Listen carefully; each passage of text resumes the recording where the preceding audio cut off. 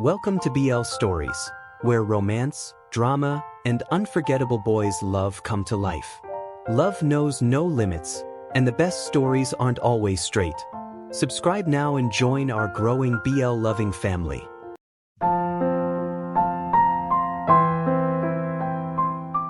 Chapter 29. Riley's POV. Sweat trickled down my face, sliding past my neck and soaking into my shirt. I wiped it with my sleeve, crouching low with my eyes darting between Nate and John. John's sharp gaze met mine, a grin tugging at the corner of his mouth. Nate shouted my name and a second later, the ball was in my hands. I dribbled quickly across the grass, dodging John and slipping into Kyle's path. With a quick toss over his head, Nate caught it cleanly before Kyle even noticed the move. Kyle glared, and I couldn't help smirking back. I spun around just in time to see Nate take the shot. The ball sailed toward our makeshift hoop, a low tree branch we'd turned into a basket. Using a soccer ball we'd found in the basement earlier, we had set up our own version of basketball. The score was tied, John and Kyle versus me and Nate, though Kyle wasn't exactly giving his team much help. "Riles, heads up," Nate called. I reached out for the ball, but John snatched it midair and charged forward. He looked ready to pass to Kyle but decided against it, taking the shot himself. The ball bounced off the branch, and he grabbed it again for another attempt. This time, it went over completely. "You could pass me the ball once in a while, you know?" Kyle shouted at him. "Relax, you'll live," John muttered, still chasing Nate. "I quit," Kyle groaned, dramatically collapsing into the grass. I laughed, shaking my head. "Come on, Kyle. We can't play with just 3 people." "It's fine," John said between breaths. He wasn't much help anyway. "Gee, thanks, Johnny," Kyle replied sarcastically, sprawled out with his shirt tossed aside. I turned my focus back to the game. Basketball had always been the one sport I was truly good at, even if I wasn't the tallest. It felt amazing to play again after so long. But when Nate passed me the ball for another shot, John collided with me and sent us both tumbling.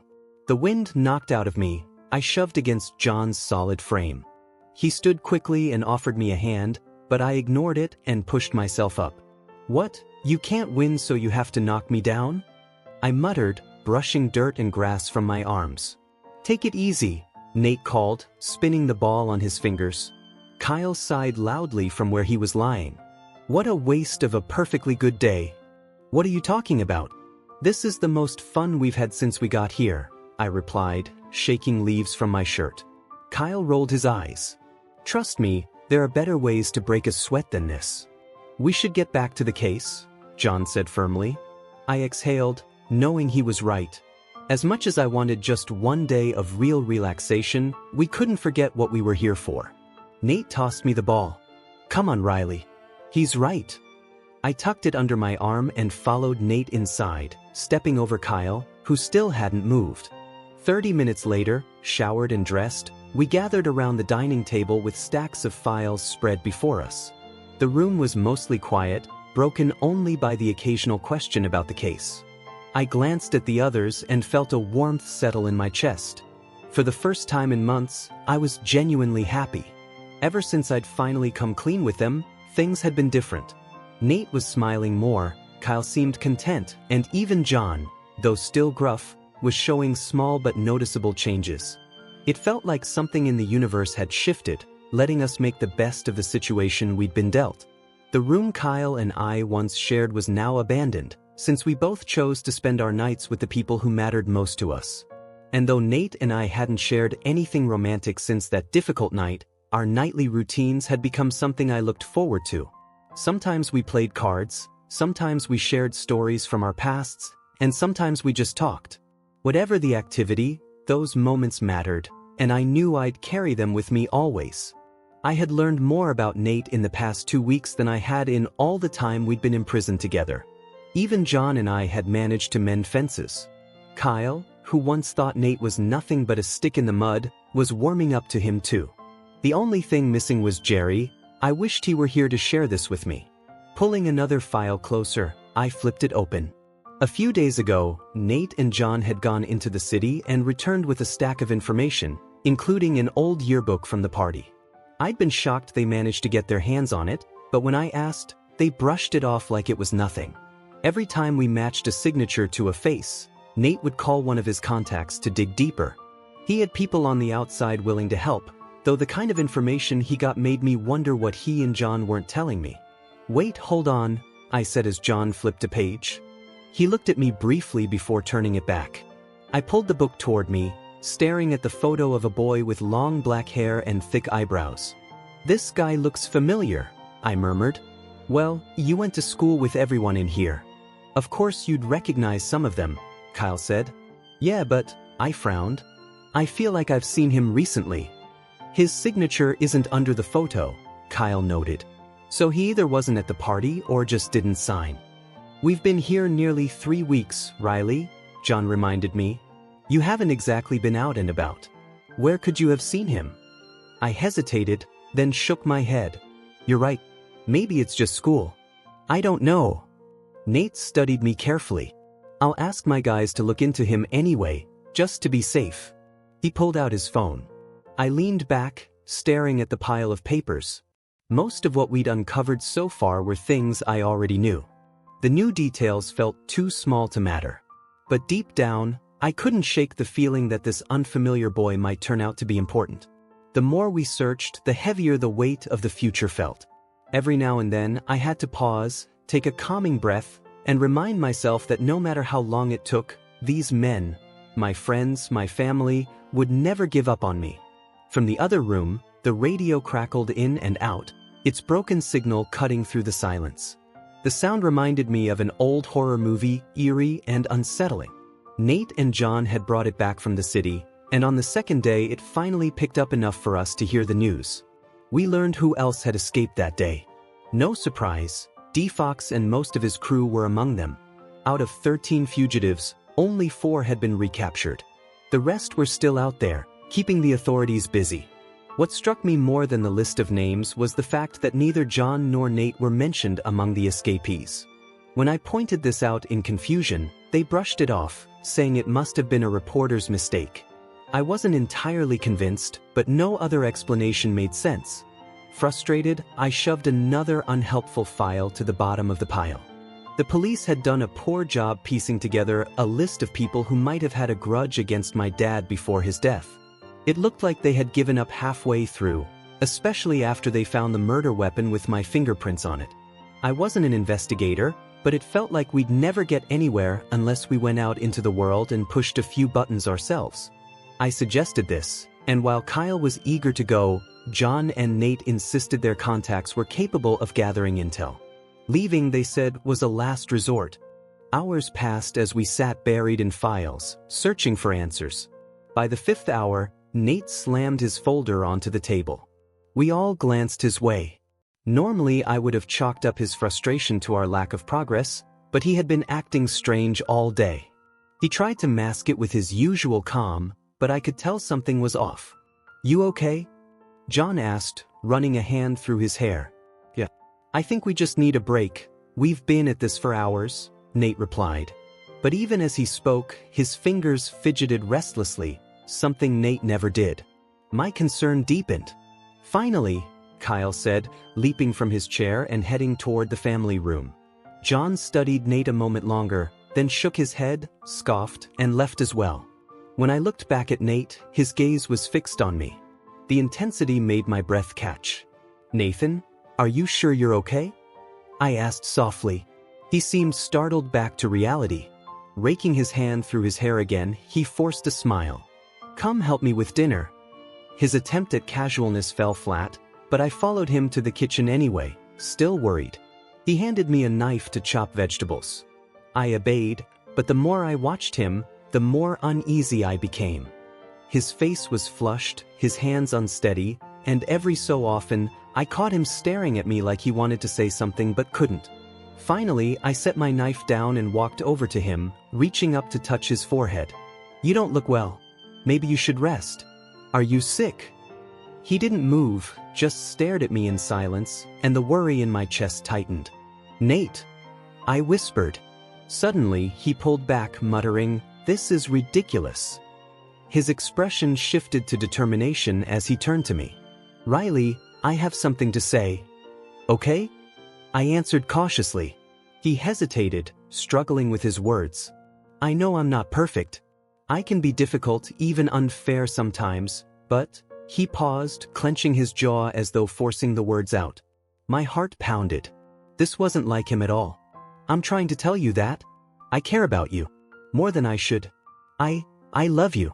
And if you're willing, maybe we could give this a real chance. The words hit me like a wave, leaving me speechless. My face burned, my ears rang, and I couldn't form a single coherent thought. I opened my mouth to respond, but before I could, a loud crash erupted from the other room, followed by raised voices. We bolted toward the commotion. My heart pounded as I entered the room. A vase, one I was sure cost a fortune, lay shattered between John and Kyle, who stood glaring at each other. Chair cushions were scattered, and one of their duffel bags was spilled open on the floor. Kyle, give me the phone, John demanded, his voice sharp. Please, just 1 minute.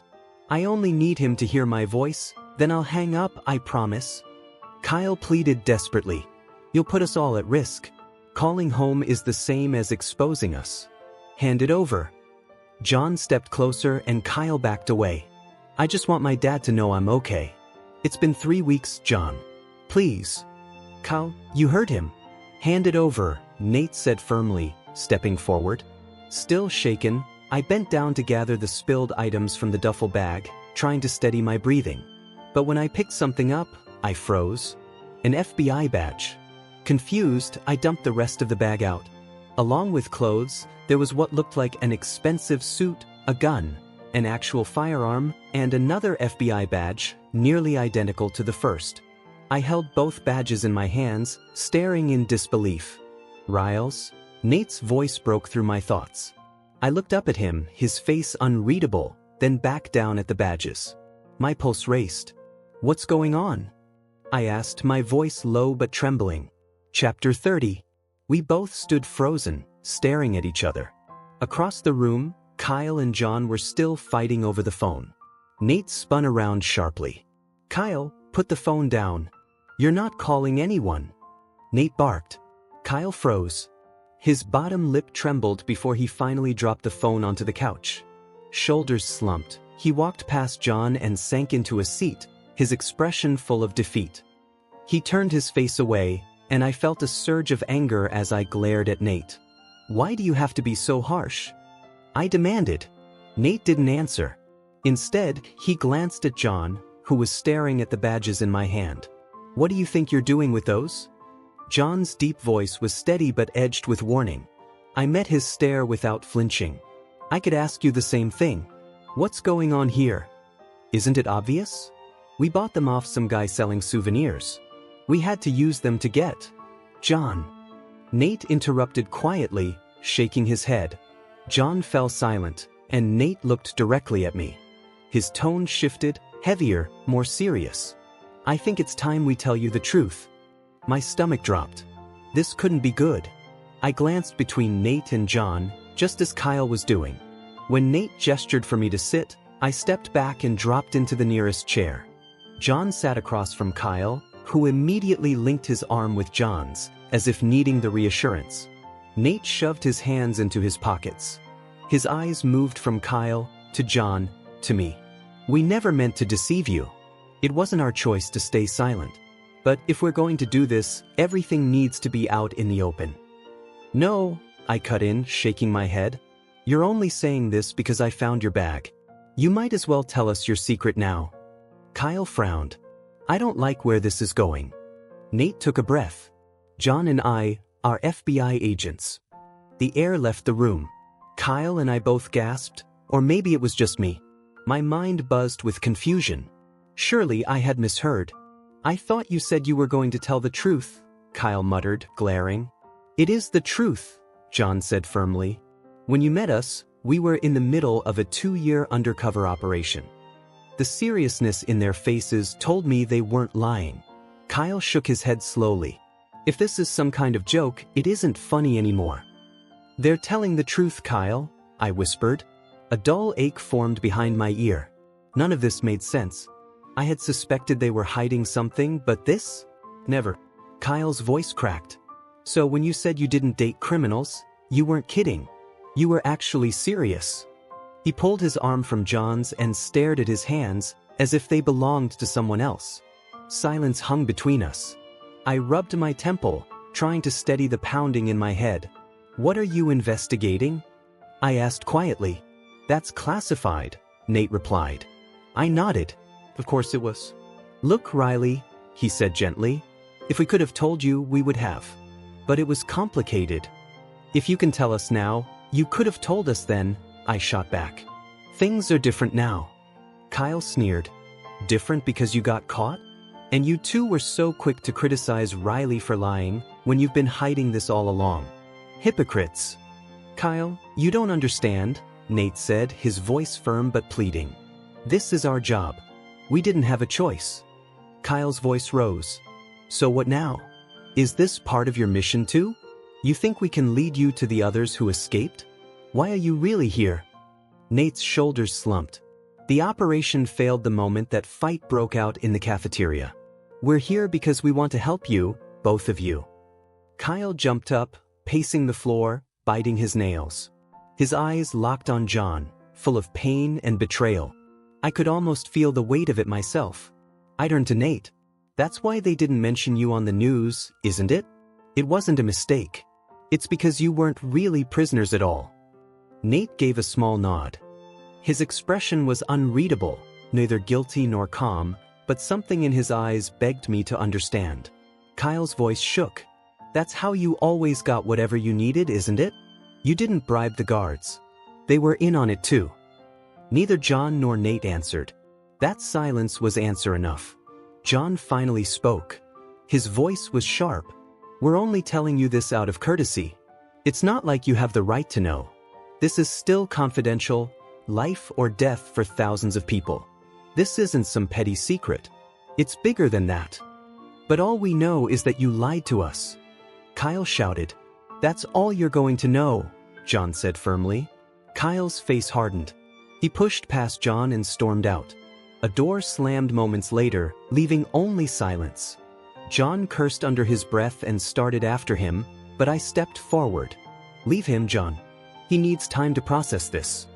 John groaned, running a hand over his face before dropping onto the couch with his head in his hands. I handed the badges back to Nate. He took them quietly. We both do, I murmured before walking out. Down the hall, I pushed open Kyle's door. He sat curled up on his bed, arms wrapped around his knees. He didn't look up. I shut the door softly and climbed onto the bed beside him, lying back against the pillow. It feels like a nightmare I can't wake up from, he said finally. I turned my head toward him but didn't answer. My own emotions were tangled and raw. Looking back, maybe it should have been obvious. The things they knew, how they got away with everything. But I never imagined undercover agents in a prison. That was the stuff of movies, not my life. This means they're on the run with us, I whispered. They risked their jobs and their freedom for us. Kyle nodded, still devastated. I drew in a shaky breath. Nate told me he loves me. Kyle gave me a sad, crooked smile that made guilt settle in my stomach. Everyone but you already knew that, he said softly. They must really care for us to risk everything, I murmured. They do, Kyle admitted, though his voice was heavy with sorrow. I thought John and I were the same. We'd both made mistakes, both trying to fix things together. But I'm the real criminal. He's good. He's an agent. He hasn't messed up the way I have. Everybody makes mistakes, Kyle. You're good too. John knows that, otherwise he wouldn't love you. Kyle nodded slowly. He does love me. Silence stretched between us. FBI agents, I whispered. I still can't believe it. It's a lot, Kyle admitted. I don't even know if I want to talk to him right now. Everything's just too much. I nodded, staring at the plain white ceiling above us. This whole thing, I sighed, is completely upside down. Chapter 31. The second half. Nathan's POV. When I heard the soft click of the door being locked, I bent down to scoop up the scattered items and stuff them back into the duffel bag. That information was confidential, John said, his voice sharp with frustration. I glanced at him. So what? These are people's lives we're dealing with. We were undercover for a reason. If that information gets out. It won't, I interrupted. You can't know that. I straightened, setting the bag on a chair. It won't. Nate. I turned to face him. Let's not pretend your main concern is about the information. Your real problem is that Kyle found out, and now he's upset with you. Well, he'll get over it. John's eyes narrowed. You didn't see his face when you decided to do what you thought was best for yourself. I shook my head. Riley found the badges, the gun, the suit. He's not stupid, John. The only reason Kyle looked like that was because you shut him out, like you always do. If you're looking for someone to blame, look in the mirror. John cursed under his breath and dropped back into his chair, the vein in his forehead pulsing. I ran a hand over my face, exhaling in frustration. Maybe you should just tell him how you feel, I said, the words slipping out before I could stop them. His glare was instant. Oh, like you confessed to Riley? I met his eyes steadily. As a matter of fact, I did. He frowned, looking more annoyed than usual. We don't get to have that kind of life, Nate. We're undercover for years at a time. Just being near us puts others in danger. Do you really want Riley living every day wondering if you'll make it home, or if someone will come after him because of you?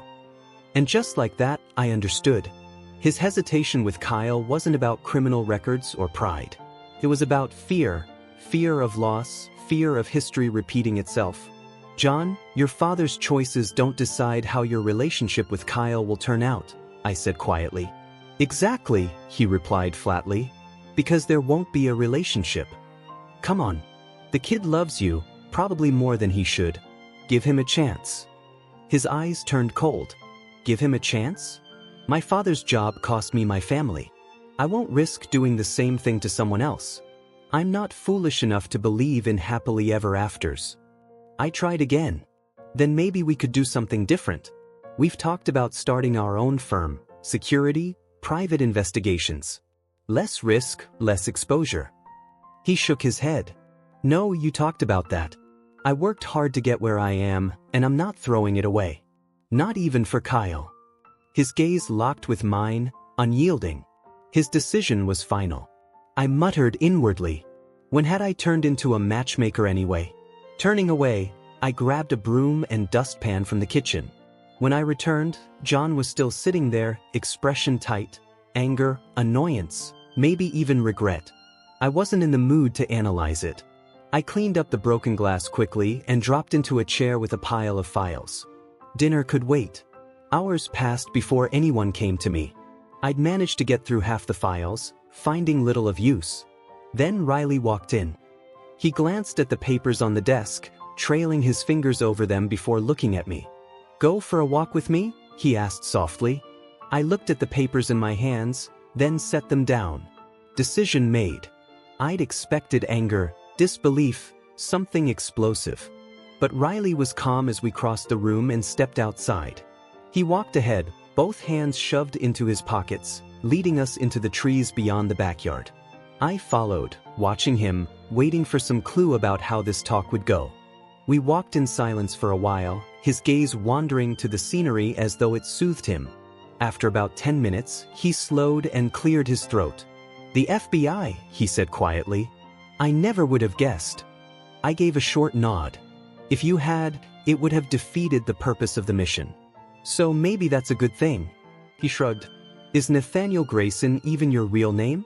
It is. We were so deep undercover that using another name wouldn't have mattered. Our identities are sealed. He tilted his head. But infiltrating a prison for 2 years? That couldn't have been easy. I don't think I could have done it. When thousands of lives are at stake, you'll do just about anything to keep them safe. It's what I signed up for. He seemed to think about that for a moment. By then, I had fallen into step beside him, watching his expression. He only looked curious, almost too calm. Would you have told us if I hadn't found the badges? Or would you have let us keep believing you were criminals? His tone was light, as though asking about the weather. For a second, I considered lying, telling him what he wanted to hear. But for once, there were no lies between us. I wanted to keep it that way. No, I wouldn't have told you. I didn't see the need. He looked at me, nodded once. His face was steady, almost unreadable. I've thought about it, he said, and I guess I understand why you couldn't tell us. We didn't really have the right to know anyway. It's not like it was part of our case. It wasn't, I admitted, but maybe it's good you know. 2 years is a long time to live with secrets. He smiled faintly, though it didn't reach his eyes. Something inside me ached with the urge to pull him close.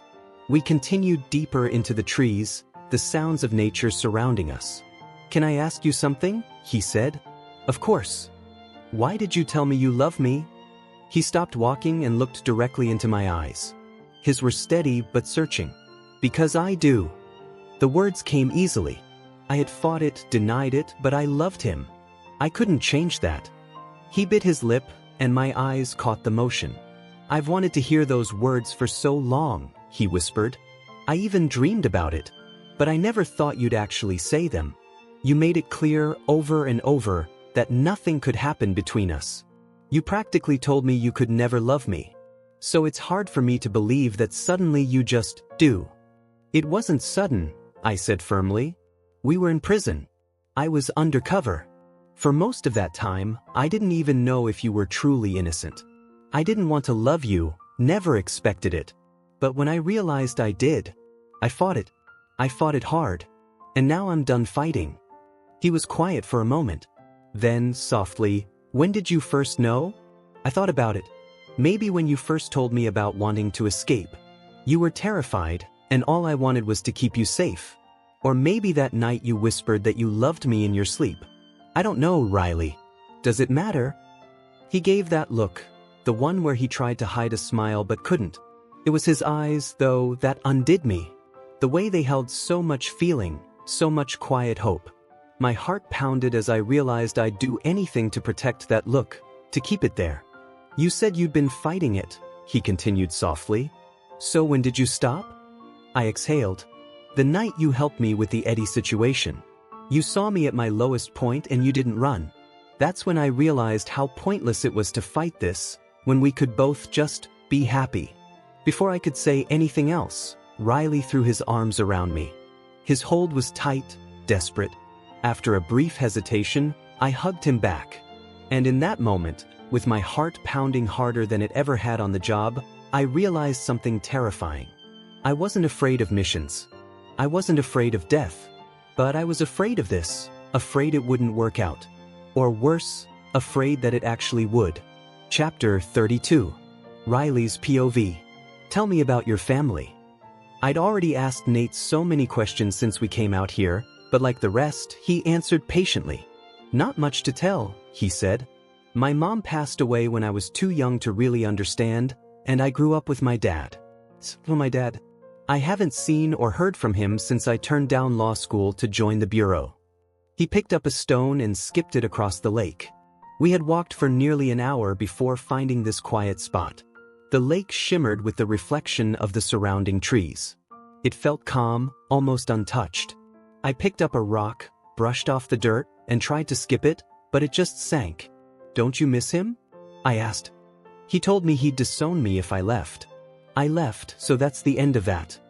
His words were simple, but I could feel the weight behind them.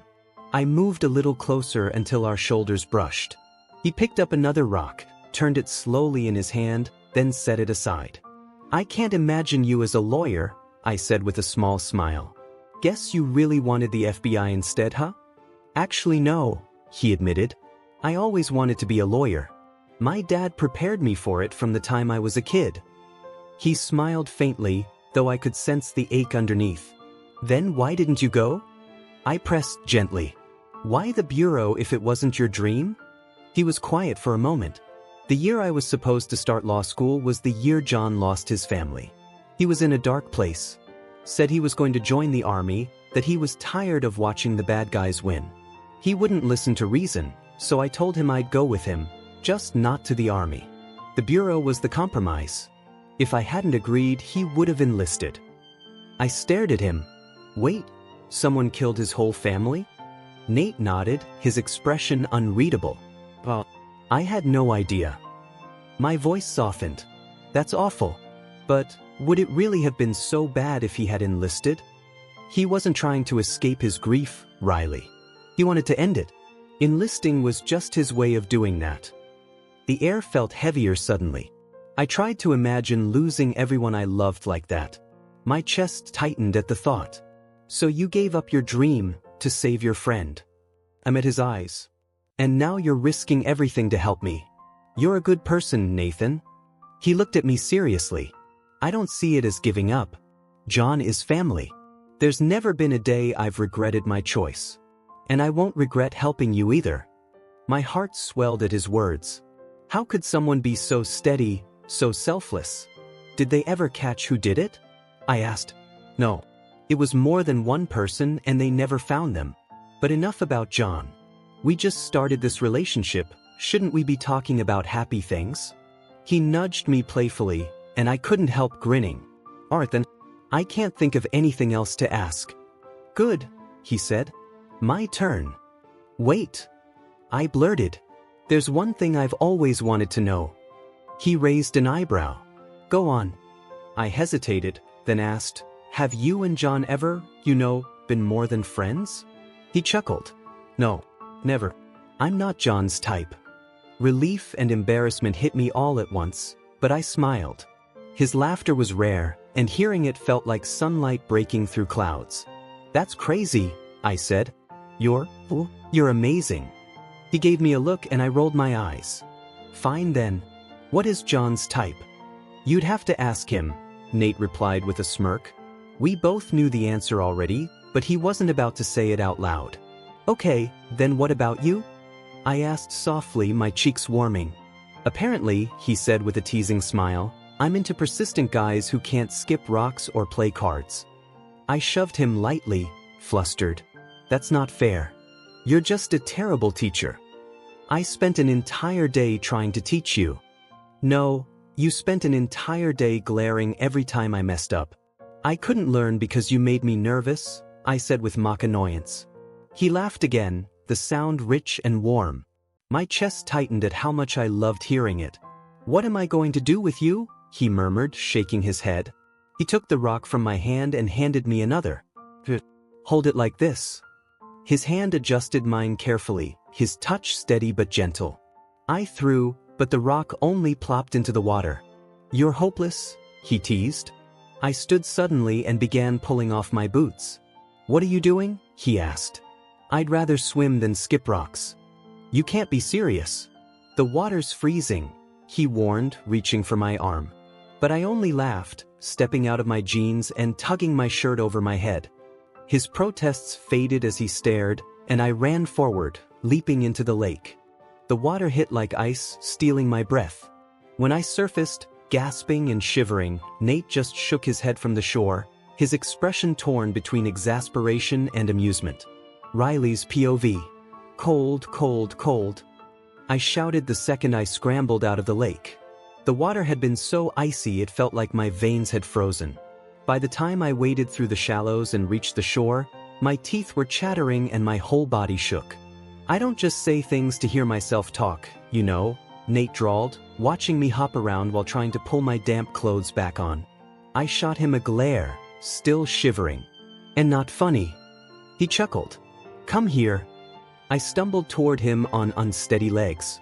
He pulled me down so I was sitting between his knees, my wet hair pressed against his chest. His arms wrapped around me, rubbing warmth back into my frozen skin. Didn't think it would be that cold, I admitted, my voice still shaky. That's usually what freezing means, he teased lightly. I just kept shivering, too cold to reply. He held me closer, rubbing my arms in steady strokes. Guess it's my turn to do the talking, he said. His smugness almost made me want to elbow him, but the warmth of his body was too good to give up. All right, he continued, before you get too far into this, you should probably know a few things about me.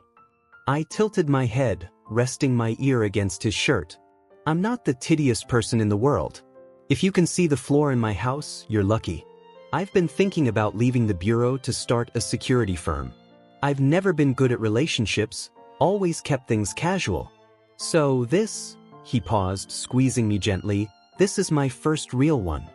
I rolled my eyes but smiled despite myself. What else? He went on.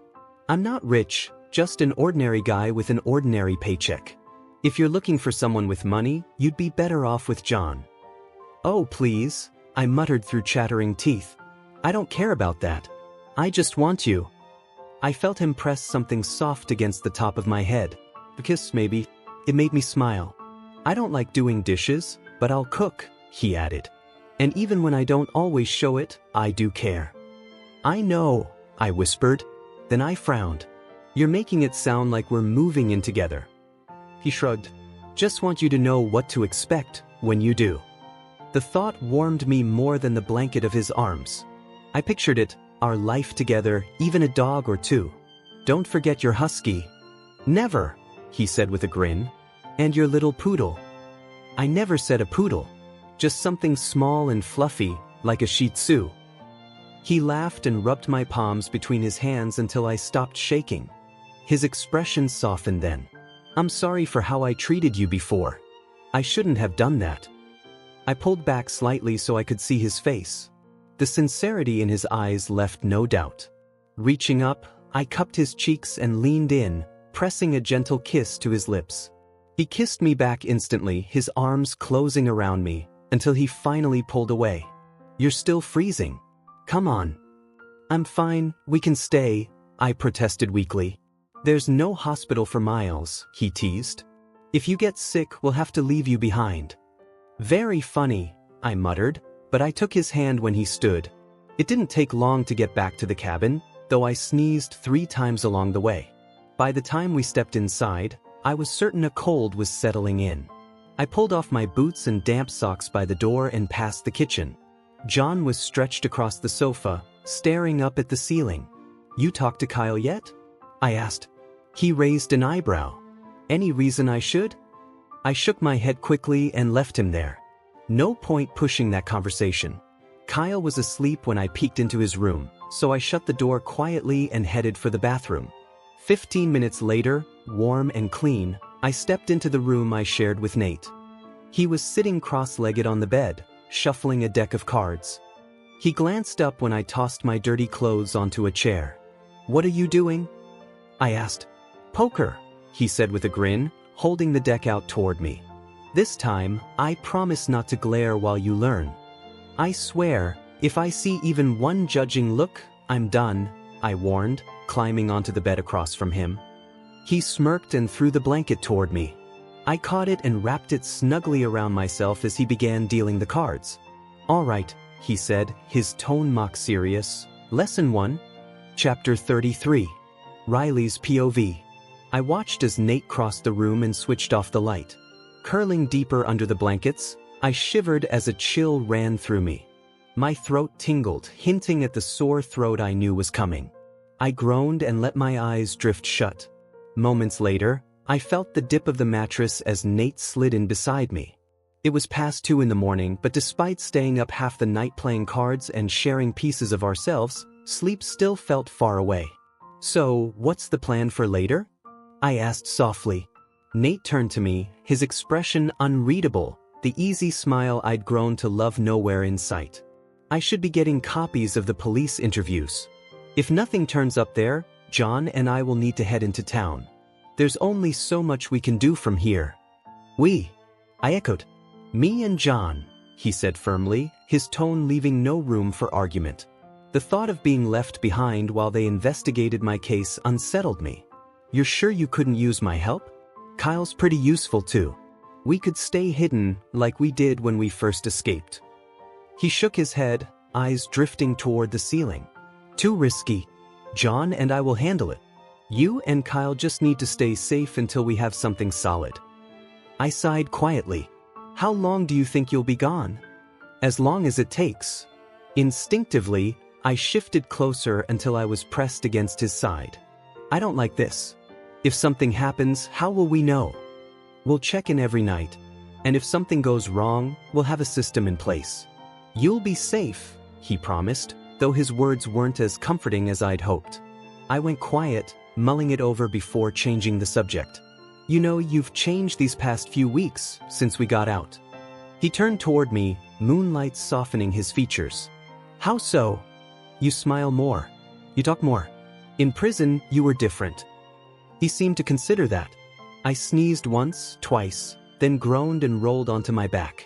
Maybe I'm happier now, he murmured. I grinned. That's good. I like you this way. He reached out and touched my forehead. You've got a fever. I shouldn't have jumped into that lake, I admitted with a weak laugh. He said nothing, just watched me with that quiet, thoughtful expression I'd come to recognize. You okay? I asked carefully. You've been quiet since we put the cards away. Yeah. Just a lot on my mind. This was the Nate I knew, the brooding one who kept his thoughts close. Want to talk about it? I asked, expecting silence. But he surprised me. Mostly Eddie. I can't get him out of my head. I squeezed his arm gently. I don't think you ever will. He nodded as though my words only confirmed what he already knew.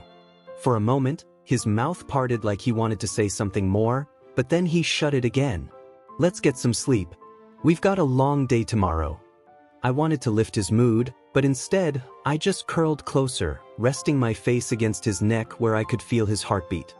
His steady presence lulled me to sleep before I realized it. The next morning, I woke feeling miserable. My joints ached, my head pounded, and every swallow burned. I made you orange juice. I blinked against the light and saw Kyle curled up in a chair by the window, fiddling with a device. Nate said you're sick, he added. I groaned. I feel awful. He smirked. You look it too. Drink the juice. He nodded toward the glass on the table. Where's Nate? I croaked. Downstairs with the files. I rolled onto my side with a groan, then noticed the tablet in Kyle's lap. My eyes narrowed. Where'd you get that? It's John's, he said casually. I raised a brow. You two are talking now? He shook his head. Nope. Found it in his stuff. I can't figure out the password though. What do you think he'd use? And don't say my name, I already tried that. I sighed, too tired to argue. Why don't you just ask John? He hasn't said a word to me since we found out. He doesn't want anything to do with me, Kyle muttered, clearly frustrated. I sat up slowly, reaching for the glass. My grip was clumsy, and juice splashed onto the sheets. Nate said they might head into town today. Not sure when they'll be back, I told him after a sip. Kyle chewed his lip. So they're leaving us here? I nodded. I'm going with them, he declared firmly. They won't let you, I said quietly. They can't stop me. His determination was obvious. I muttered, not bothering to argue. He stood. I'll go talk to Nate now. You want anything? Before I could answer, the tablet slipped from his hands and crashed to the floor. Both of us froze. A spiderweb of cracks spread across the screen. Kyle picked it up carefully, staring at it in horror. It just slipped. I saw, I said weakly. You don't think he had anything important on it, do you? He asked nervously. Well, I said with a sneeze, he put a password on it, so I guess yes. Another sneeze shook me. Can you just get me some paper towels? Kyle winced, still staring at the ruined screen. It took Kyle a moment, but he finally moved from his frozen spot and left the room. A few seconds later, he returned with a roll of tissue, tossing it onto the bed. I scooped it up, unrolled a few squares, and blew my nose. When I looked up again, Kyle stood in the middle of the room, chewing on his bottom lip. His eyes lingered on the shattered tablet screen, worry written all over his face. For a second, I almost felt bad for him. Maybe John won't care, I offered. Kyle shook his head. Well, maybe now we're even. His tone made it sound more like a question. Even with what? I asked, raising an eyebrow. He kept who he was from me this whole time.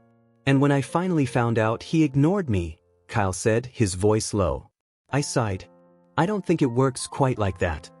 His gaze flicked from the broken tablet to me, then back to the tablet again.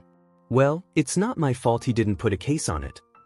You weren't supposed to be snooping through his things in the first place. Kyle let out a heavy sigh and sank into the chair again. This just isn't my week. I took another sip of juice and flinched at the pain in my throat. You think he had FBI files on it? He asked. I don't know, I murmured, leaning back. I just feel like I've been run over by something." Another sneeze racked me and I groaned.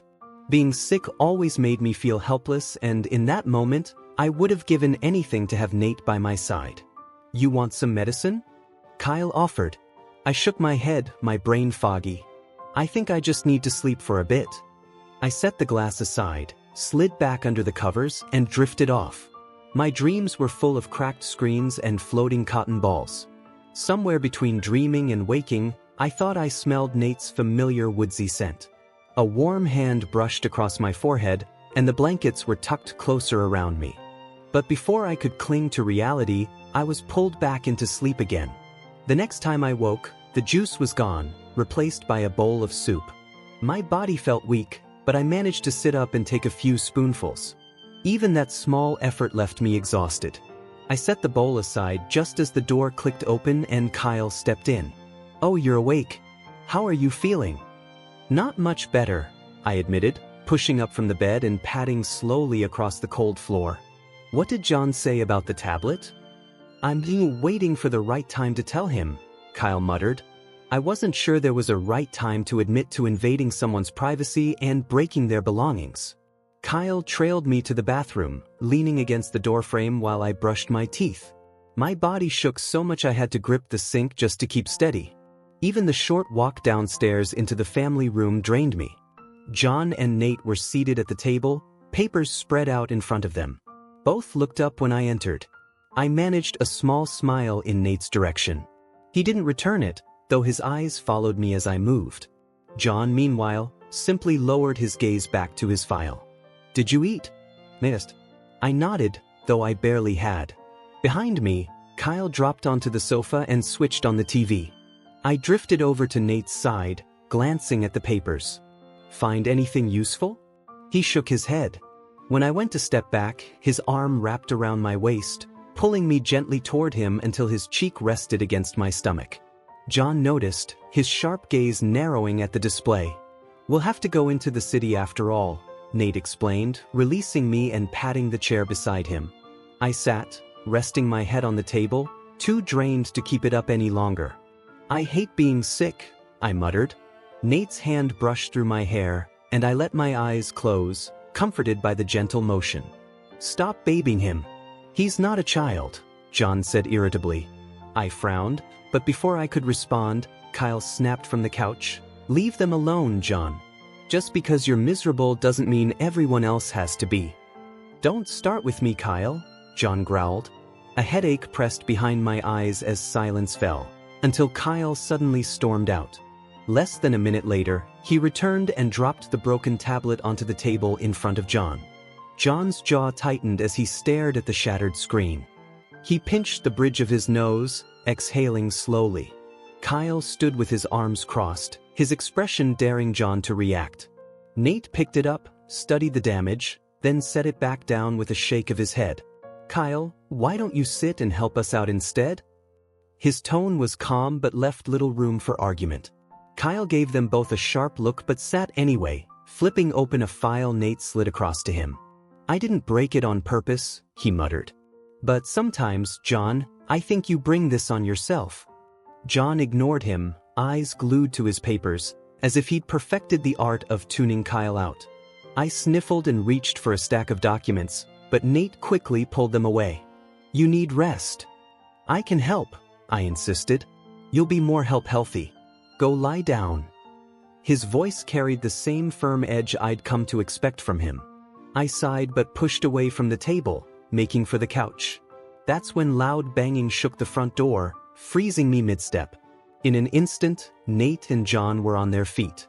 Nate grabbed my arm, pulling me down behind the couch. Across the room, Kyle crouched low against the wall. My heart pounded as I watched Nate retrieve his weapon from behind the old fish tank, while John drew his from an empty vase. They positioned themselves, John on one side of the door, Nate on the other, weapons steady. The pounding came again, rattling the walls. My throat tightened as I fought back a sneeze. "Who is it?" John's voice boomed.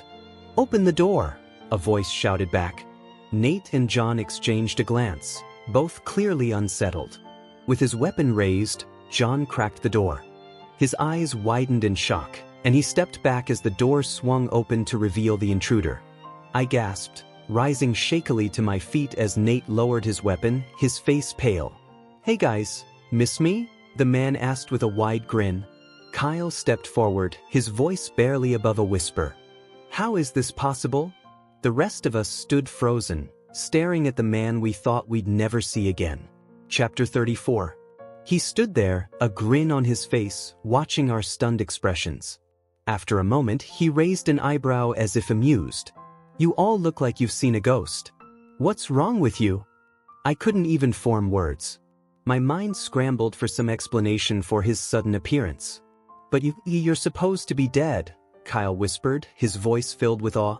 Understanding flickered in Eddie's eyes, and then he smirked.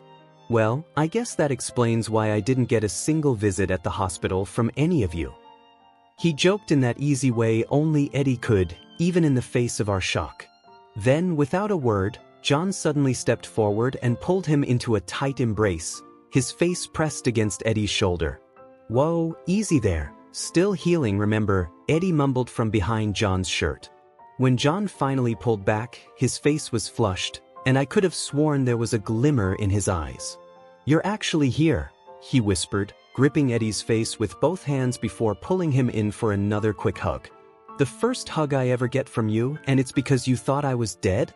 That's cold, man," Eddie teased, rolling his shoulder with a small wince. "What's going on, Eddie?" "We all thought you were," John started, but I couldn't hold back.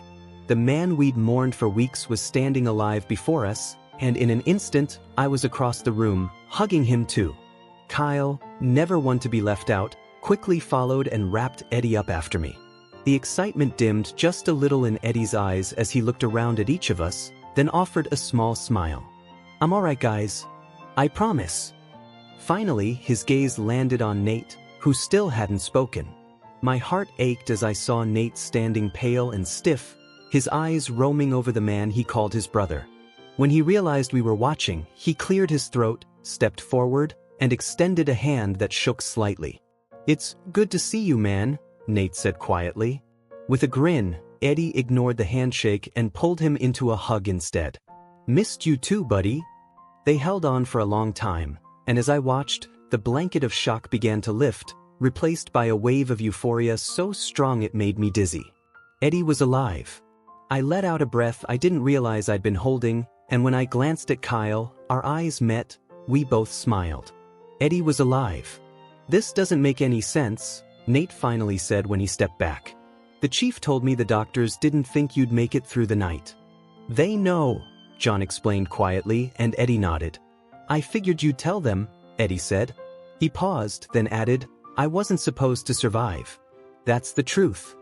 Before he could continue, a loud thump sounded outside, making us all freeze. Nate and John instinctively raised their weapons. "Relax, it's just Simon," Eddie said. "Computer with Simon?" John asked, surprised. "You know, I never liked labels," came a voice from the other side of the door. A second later, in walked the man himself, short, lean, with large square glasses framing his sharp features. His neatly kept facial hair gave him a polished look, and though his frame was smaller, the outline of firm muscle beneath his clothes gave him an unexpected air of strength. He carried some sort of electronic equipment I couldn't identify. Without a word, he set it down on a nearby table, shuffled a few files aside, and walked out again. "Talk to me, Eddie," Nate said once Simon left. Eddie nodded, lowering himself carefully onto the couch. "Let's sit down. I'm still not fully recovered, and that long ride felt like getting hit by a truck." We all gathered around, waiting. "You know I'd never go down without a fight," Eddie began. "The doctors said there was no exit wound, but they couldn't find the bullet. They kept me under longer than expected, trying to figure it out. Even when they did, I wasn't responding well to treatment. They didn't expect me to make it. But I guess I wasn't ready to go." Nate's jaw tightened. "I should have followed up with the chief after he told me. Should have made sure." Eddie nodded.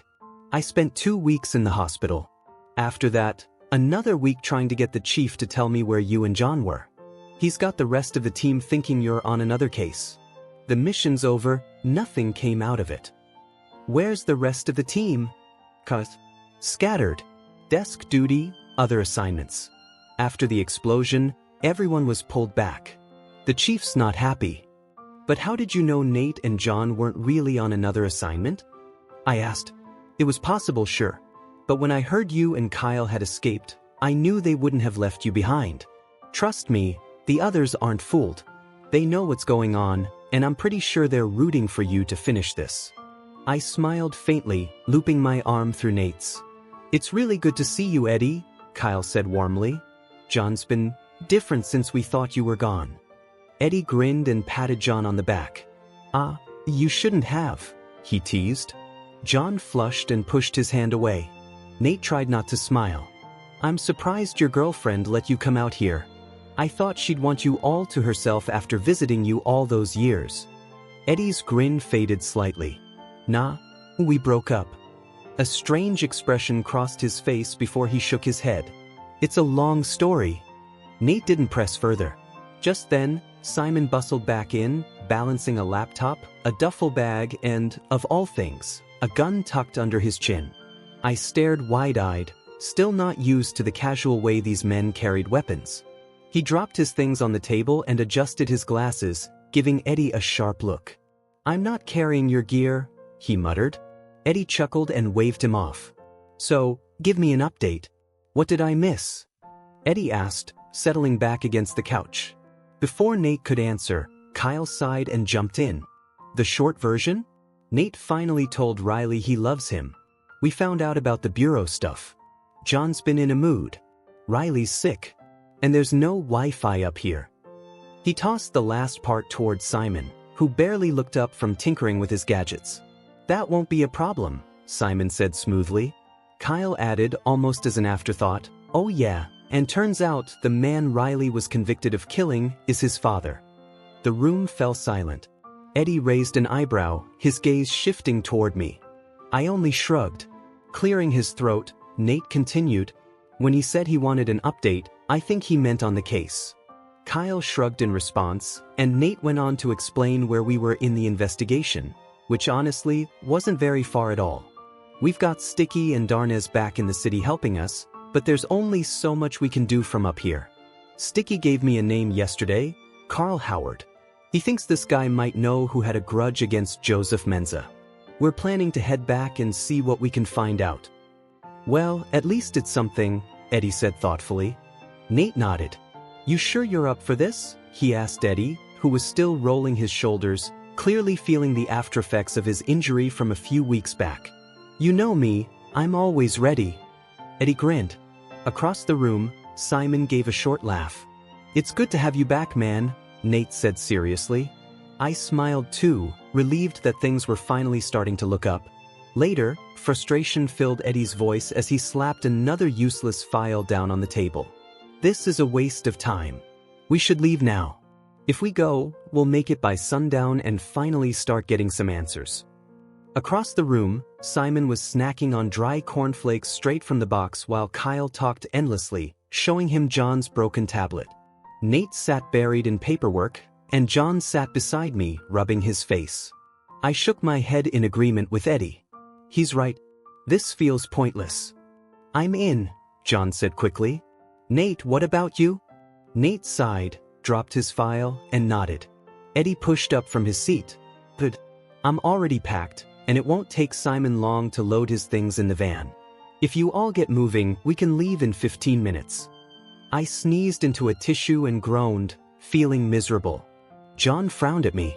I'm having second thoughts about leaving them here, he admitted, glancing toward Nate. Let's face it, he went on, this isn't exactly the middle of nowhere. If someone stumbles onto this place and sees them, the police will be all over it. And we won't be much use to anyone if we're sitting in a cell. So what? Eddie asked. We hide them in a motel while we work? Why not? Simon can keep them safe. We don't need him in the field anyway. Nate thought it over, then nodded slowly. All right, we'll take them. Kyle, leave Simon alone and go pack your things. We're leaving in 15. Back in our room, Nate moved quickly, shoving our belongings into 2 duffel bags and erasing any trace of our stay. I sat on the bed, sipping orange juice, relieved that I wouldn't be left behind. When he was done, he looked around the spotless room and straightened. "That's it. Let's go," he ordered, grabbing the bags. I followed close behind, sniffling as I went. We all piled into Eddie's van, which was roomy enough for everyone, and within minutes we were on the road back to the city. I fell asleep twice on the ride, my head resting on Kyle's shoulder, my throat still sore. When I was awake, I listened to the others talking, their laughter and teasing easing some of the tension. By the time we reached the motel, night had fallen. We managed to slip into our rooms without being noticed. John ordered pizza for everyone and soup for me. Just as I was settling in against the headboard, John, Nate, and Eddie got up to leave. I watched Nate pull a piece of paper from his pocket, showing it to them. It had a name and an address, I assumed. Watching them gear up for a dangerous night made my chest tighten with worry, though I tried not to let it show. "Be careful," Kyle muttered to John, his concern slipping through despite his usual stubbornness. Nate gave me a nod, and I managed a weak wave in return. "You'll be fine. Simon will keep an eye on you," John said with a smirk as he followed the others out. "He only looks useless." From his spot at the table, Simon didn't even look up from his computer. "Very funny," he muttered, still typing away. The door closed, leaving just the three of us. Kyle sighed, grabbed a slice of pizza, and sat down beside me. After a while, he glanced at Simon. "So, Simon, are you into guys?" I shook my head at Kyle's bluntness. Simon paused his typing, looked at us, then shrugged. "I never cared much for labels," he said simply, before turning back to his keyboard, his fingers flying over the keys. Nate's POV. It hadn't been difficult to find Carl Howard once we reached the address. A few bribes in the right places, and there he was. All we had to do was wait for the right moment.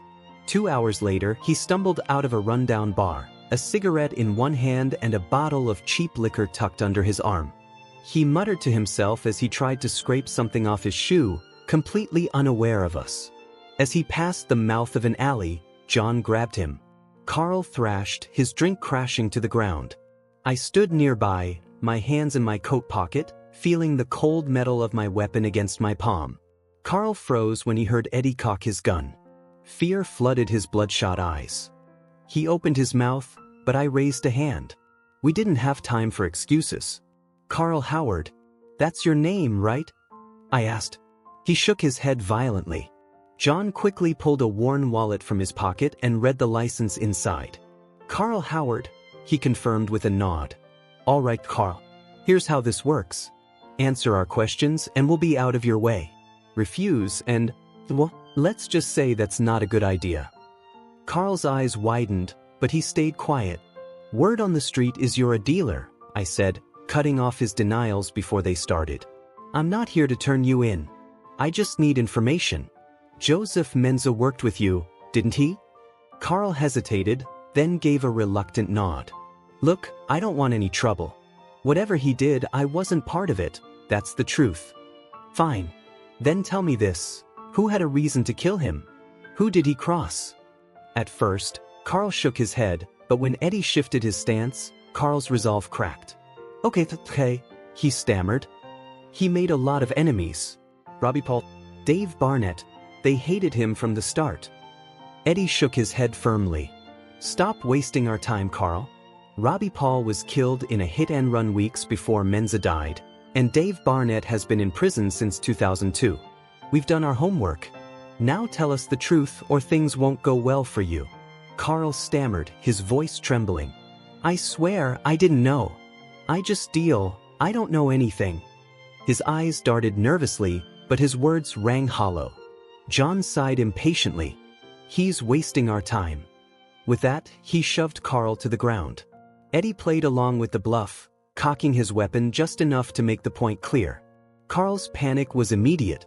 He raised his hands in surrender, his voice breaking. "Okay, but Kelly, Edward Kelly. That's the name you want. Menza owed him money and was dodging him for weeks. The night Kelly came looking for him, Menza ended up dead. That's all I know, I swear. Please don't hurt me. If you're lying, we'll know where to find you," Eddie warned. Carl nodded frantically, hands still raised. I pulled out a pair of handcuffs and tossed them to John, who snapped one cuff on Carl's wrist and hooked the other to the side panel of a large dumpster. What are you doing?" Carl cried, struggling against the restraint. Eddie ignored him, dialing a number. Within moments, he had one of his contacts at the local precinct on the line. "Cops will be here soon. Sit tight," Eddie told him flatly. Without another glance, we walked away. "They'll delay his phone call for a while," Eddie explained as we got back into the vehicle. "That should give us time to track this Kelly down without interference." "Edward Kelly," I repeated, staring out the window. "Ever heard of him?" Both John and Eddie shook their heads. My pulse quickened. If this was real, we'd finally caught a break. 30 minutes later, we returned to the motel. The warmth of the room washed over us as we stepped inside. Simon was at his computer, just as we had left him. Kyle was asleep on one of the beds. Riley perked up when he saw us, relief etched on his face. "We need everything you can find on Edward Kelly," I told Simon. Simon raised a brow. "Do you know how many Edward Kellys there are in the world?" "Then narrow it down," I said. "Look for anyone in this area. Check prison records, suspect lists, anything that makes him stand out." Simon nodded and got to work, his fingers flying across the keyboard. "I'll contact my guys, see if they've heard anything," Eddie offered. I gave him a short nod, then crossed the room to sit beside Riley. Gently, I pressed the back of my hand to his forehead. "I'm fine," Riley said quickly, managing a tired smile. "What did you find?" "Your father had plenty of enemies, but one name stood out, Edward Kelly," I explained. "That's all we got for now." Riley nodded, his weary eyes searching mine. I bent forward and pressed a quick kiss to his lips, a quiet reassurance in the storm of uncertainty. "Found 13 Edward Kellys in this area," Simon announced a few minutes later. "But there's one you'll want to see." "Why this one?" I asked, standing and moving toward the desk. Simon looked up. "Because he used to be a prison guard. At the same penitentiary where you ran your operation." In 3 long strides I was behind him, with Eddie and John leaning in to look as well. On the screen was the guard we all remembered, someone who had seemed far too interested in Riley during his breakdown. Riley joined us, his eyes widening. "No way," he darted across the room, searching through a stack of files until he pulled out an old yearbook. He flipped it open and jabbed a finger at a photo. I knew I recognized him. "Look, it's his son."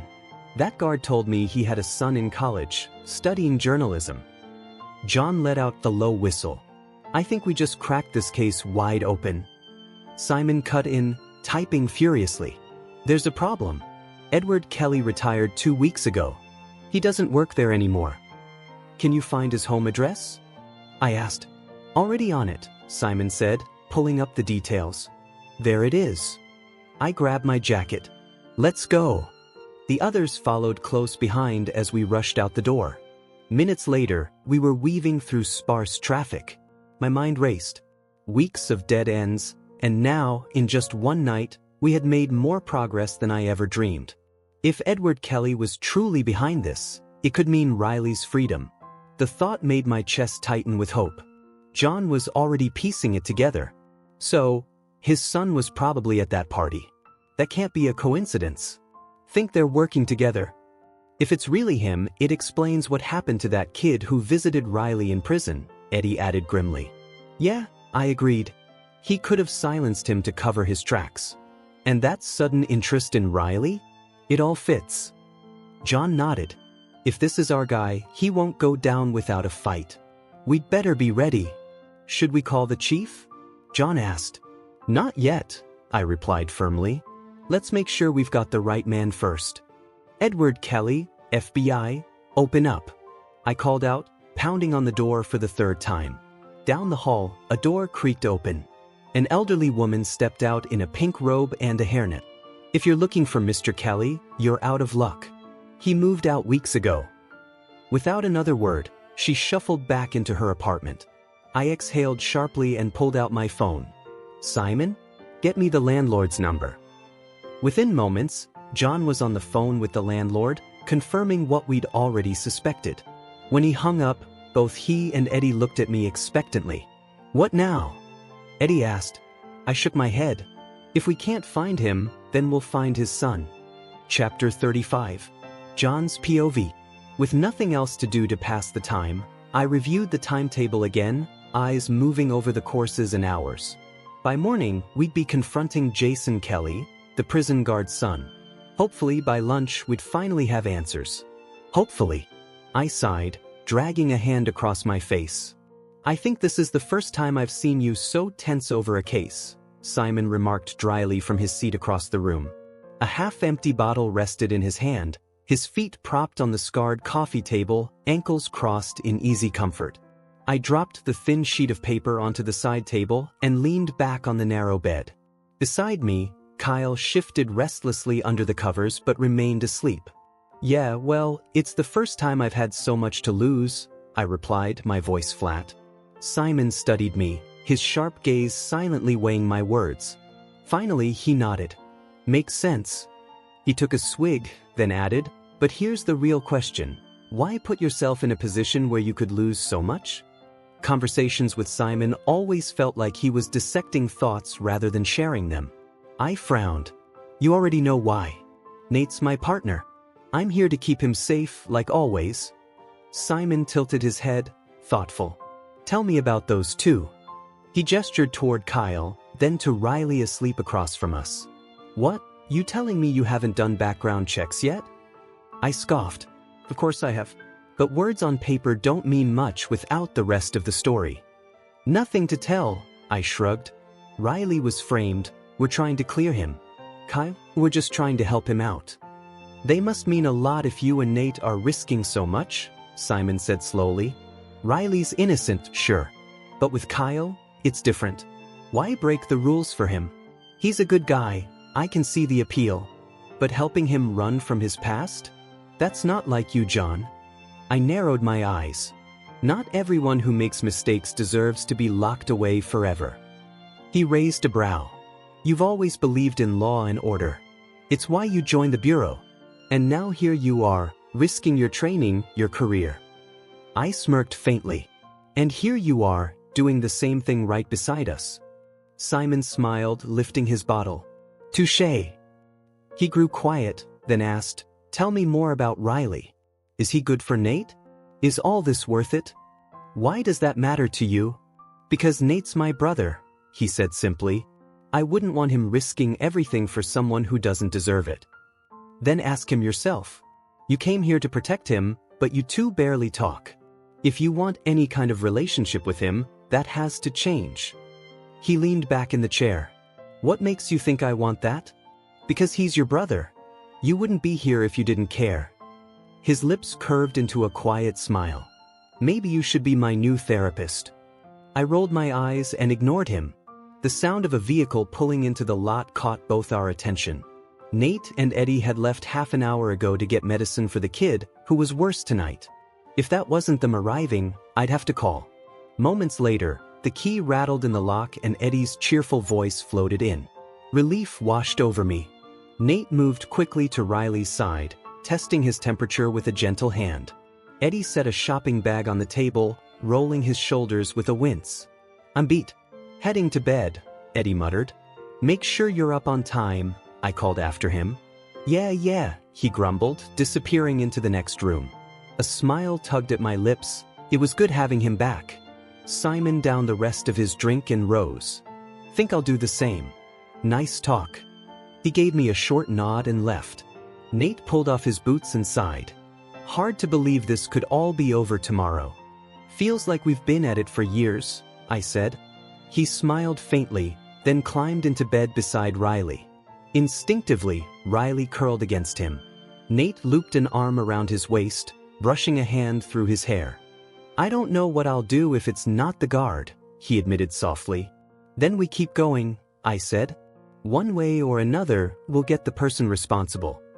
I don't want Riley running for the rest of his life, Nate whispered. Better than prison for a crime he didn't commit. Silence lingered until I asked, What about Simon? He's trying to reach out to you again. Maybe give him a chance. Like you gave Riley one. Nate stayed quiet. I sighed. I'd give anything to see my family again. Anything. You've got that chance, don't waste it. I didn't push further.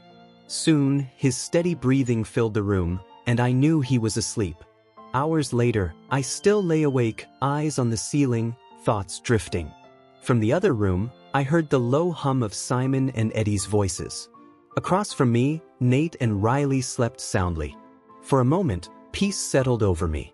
Suddenly, Kyle jolted awake with a gasp, his hand gripping my chest as if checking I was real. "You okay?" I asked quietly. His eyes were wide with fear, but he nodded slowly. "Yeah, just a bad dream." He forced a shaky chuckle and lay back down, curling under the covers. The room fell silent again, but his hands stayed clasped around mine, firm and unrelenting, as if he wasn't ready to let go. I gently pried Kyle's fingers from my wrist, and he pushed himself upright from under the sheet, watching me warily. "Come on, let's get some fresh air," I suggested. I hopped out of bed and pulled on my shoes. Kyle grabbed a hooded sweatshirt I tossed him and quickly slipped it on before sliding his feet into his shoes. Within minutes, we were outside. Kyle's face was hidden under the hood, and my hands were buried in my pockets as we walked across the parking lot. We stopped by a ledge overlooking the edge of the compound. I sat down, letting the cool breeze brush against my face. For a while, neither of us spoke. Kyle paced in front of me, biting his bottom lip, lost in thought. "I know you were just doing your job, and you couldn't tell me the truth," he said finally, stopping directly in front of me. I nodded slowly, sensing a "but" was coming. "I guess I thought we could both make mistakes and work them out together," he continued, his voice serious for the first time since I'd known him. "Then I found out you're FBI, and I'm the only one who's really on the wrong side here. That's probably why you didn't want to be with me in the first place." "It's more complicated than that," I said. He shook his head. "No, it's not. I don't care anymore. I love you. You love me. That's all that should matter, right?" "Kyle, don't start this again," I warned. "I told you I don't low." "Yes, you do." "Stop it," he cut me off, his tone firm but not unkind. He didn't back down. His eyes were locked on mine, bright with determination. "You're mine. I'm not letting you go." Before I could protest, he climbed onto my lap, his arms wrapping around my neck. For some reason, his words left me feeling unexpectedly warm and secure. I tried to pull away, but his grip tightened. Eventually, I just gave in, letting him speak and hold me as he wished. When he pressed his cheek to my neck, I clenched my teeth. "I like your hair like this," he murmured, running his fingers through the short strands I'd grown out after years of shaving. Then he rested his head against my chest. "You don't have to say the words now, but one day you will. And I'll be so happy." I said nothing. He traced the stripes on my jacket with his fingers. "Sometimes I stay awake and imagine our whole life after all this." His smile pressed into my shirt. "You shouldn't do this to yourself, you'll only get hurt," I warned. He ignored me, of course. "We'd have a house by the beach and a little pet hedgehog. Their quills are sharp, but they learn to trust you, kind of like you." He chuckled softly. "And we'd need a guest room for Nate and Riley when they visit. Maybe even a goldfish, they're silly, but fun to watch," he added, clearly enjoying this imaginary life. "Maybe later we could think about adopting, or maybe not. Kids tend to run from me," he said thoughtfully, making me chuckle. "What about you, Johnny? How do you picture our life together?" "Kyle," I started, frustrated with how he refused to see reality. "Okay. Let's pretend," he interrupted, eager. "Pretend you love me, everything works out, and we have a life together. Describe it to me." I hesitated. "What's the point? Just humor me, please." I sighed but decided to play along. "Fine. This is just pretending." He nodded eagerly. "We'd have a big deck out back and we'd grill on Sundays." I paused, feeling silly. "Go on," he encouraged. "I like cats," I added quietly. Kyle grinned. "I don't mind cats." "Then, maybe we could get married." "Really? Where?" "Anywhere you want," I said softly. He kissed me gently. I let him, though I couldn't quite meet his eyes afterward. "What else, Johnny?" "A house on the beach doesn't sound bad. And we could bury your hedgehog in the sand." His eyes went wide. We're not burying my hedgehog. I raised a brow. Isn't this supposed to be my fantasy? He laughed, speechless for a moment before waving me to continue. I'd probably have to leave the bureau, work with Nate. He's planning to start a securities firm, I added. You could be my secretary, he joked. I laughed. Yeah, and we could have fun office adventures. That earned me another kiss, his eyes sparkling with joy. I swallowed hard. But it's all pretend. It's not going anywhere. He kissed me again, smiling like the world couldn't contain him. No, Johnny. We're going to have that life, he said confidently, standing up. Come on, let's get some chocolate, he suggested. I shook my head but followed him. At the vending machine, Kyle looked at me expectantly. I handed him $1, and soon he was happily biting into his chocolate bar. Back in the room, we carefully removed our shoes and pants and slipped into bed silently. I felt drained, the simple walk outside having sapped my energy. Pulling the covers over us, I felt like I could sleep for a year. Go to sleep, Kyle, I murmured. He left the rest of his chocolate on the side table, still chewing, then kissed me softly before curling against my side. Maybe we could get 2 hedgehogs so one isn't lonely, he whispered. I fought a smile. Good night, Kyle. Night, Johnny.